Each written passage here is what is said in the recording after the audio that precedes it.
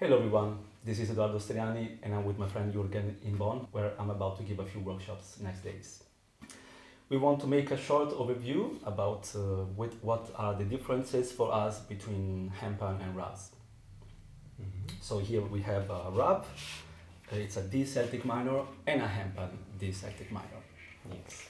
So they have the same notes, which is D,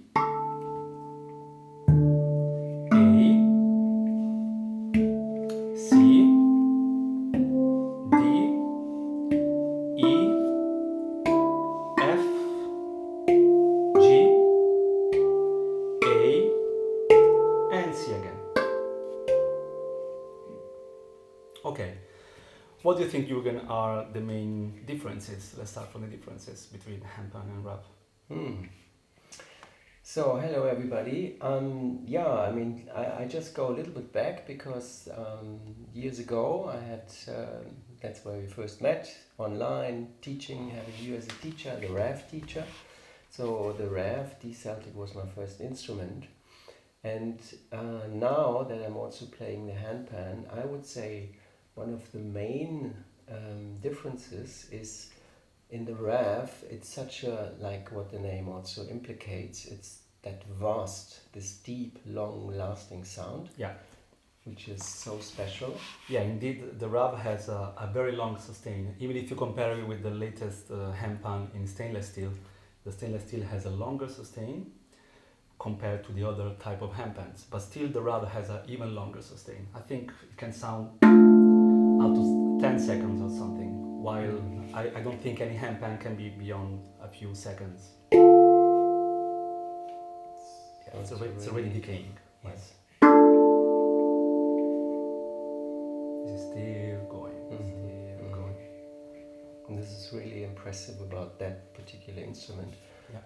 And maybe it's also about the material it's made of or the way it's produced, because that impressed me the most in the beginning, this long sustain. Yeah. And so for this reason, I would say that this is better if you want to play very slowly, especially if you're a beginner. You see, this sustain can really fill up all the space, So you can do something very simple. And the instrument does everything, everything else in order to fill up the space. You can create a beautiful atmosphere just with a few touch.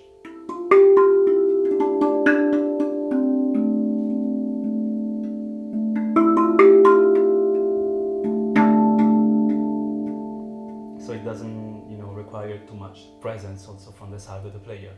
Because really, if you just play a single note, it's already filling up everything. While with the handpan, the sound is shorter, it has a shorter sustain, so this would be still like that, but a little bit less, right? So yeah, that would be for me one of the main first impressions. Yeah?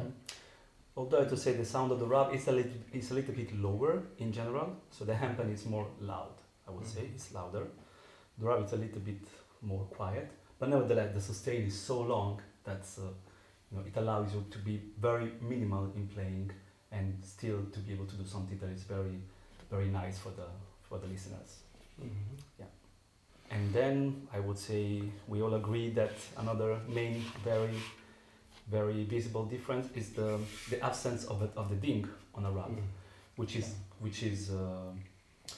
in both ways it's something more, in my opinion, can be better for certain aspects and different for other aspects.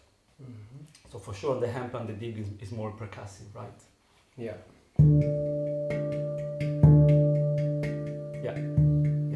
So you can really use the ding as a percussion, right? Around the ding area you have this sound which is the tack, which is different from the slap.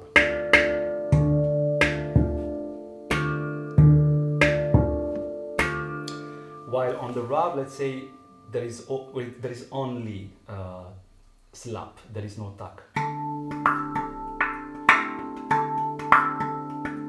So you cannot make a difference between the slap and the tack. And on the handpan, around the ding area, you actually have also this area where you can do the tack, which is a little bit different from the slap. Mm-hmm. And also on the ding can be played openly and closed, and you have a different variation of the same type of sound. They really sound like a kick, like the kick of the drum. It can be a sound without a note, you know. While on the RAV, of course, you can make an open sound, but this sounds a little bit less like a kick, less like a percussion. On the handpan, this is really a percussion. While on the RAV, which is also the plus, this note, it sounds like any other note, so the timbre is the same. So on one side, it's a little bit less percussive, right? And also maybe you cannot do the closed sounds, so this would be open, this would be closed. On the RAV, it doesn't sound so, it's not so efficient. So the closed sound, still there is a note feature, while on the handpan, the note is almost gone. This is a little bit less efficient, it doesn't sound like a kick, while the handpan is really like a kick. But nevertheless, if you want to play, let's say, a melody, something more melodic, this note sounds really like any other note on the scale. So the timbre is the same. While if you do, let's say, an arpeggio on a handpan, and you want to include the ding as a note, so to use it not as a percussion, let's say, but more as a note, the timbre is different. So you will hear that it sounds a little bit different. And in my opinion, this, you can hear that there is one of the notes that sounds a little bit different from the other ones. While on the RAV, the timbre is really the same. And I like this feature about the RAV very much. It's like having an extra note. One other difference which you cannot do on the handpan is I saw you playing in a concert where you just used your fingernails to induce the sound. Yeah, this is a very nice and unique sound that you can do on the RAV, with the fingernails. You do something like this. And you can use to create like a nice atmosphere or a very peculiar sound.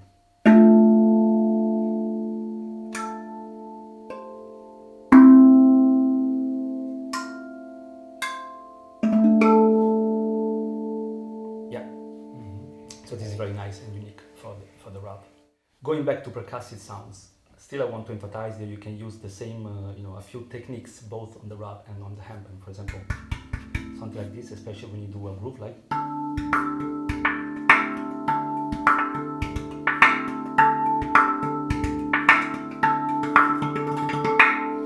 So, with the help of this type of sounds, still you can use the RAV and the central note, the ding, in a very percussive and rhythmical way. So still, even if we said that this is not as percussive as the ding, nevertheless, you can still use the central note and the central part of the instrument to do a lot of percussive sounds.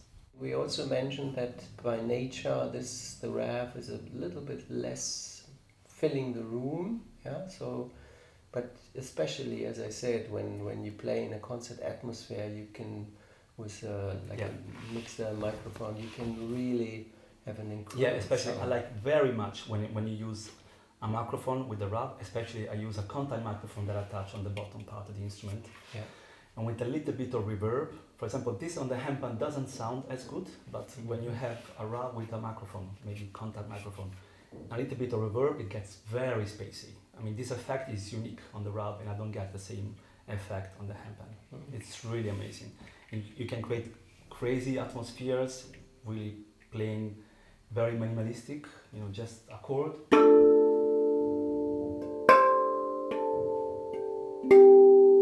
Plus with some reverb, and also the tack and the slap.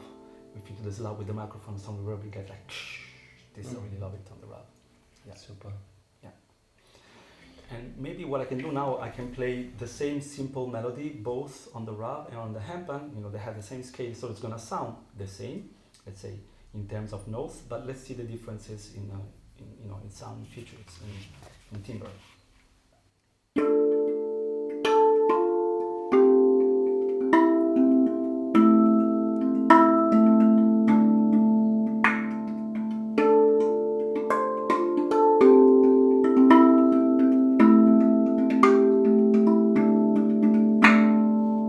Okay, and this is the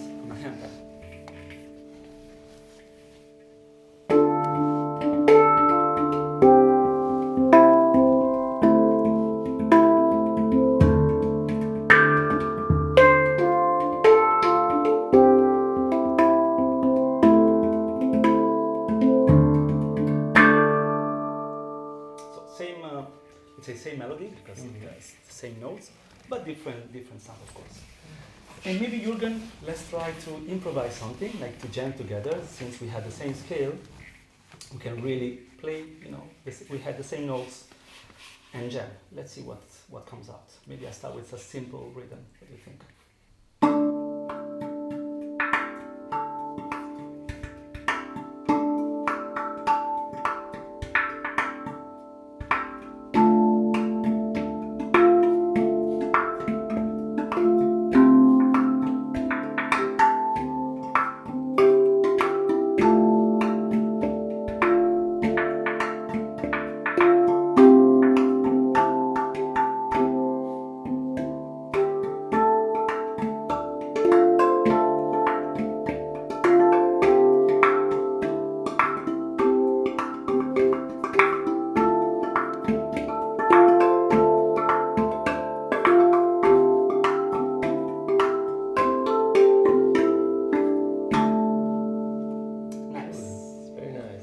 Okay, everyone. So see you next time.